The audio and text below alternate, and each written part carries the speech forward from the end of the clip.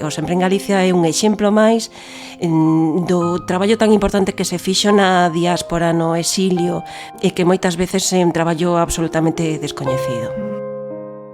Nada máis morrer o seu guieiro, que así lle chamaban, deciden facerlle unha homenaxe duradeira, seguir co seu traballo e unir a colectividade galega.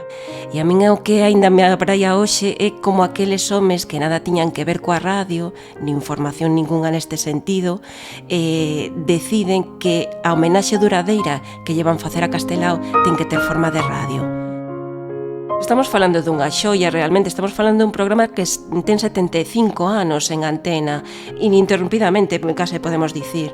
Houbo momentos políticos do máis diverso, aquí e ali, momentos de dificultades económicas tamén, momentos nos que se dubidou da remuda xeracional. Entón estamos falando de un supervivente nas ondas radiofónicas.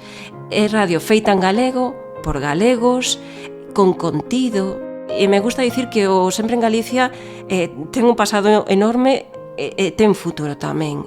A ferida aberta no 36, un podcast de Nuria López.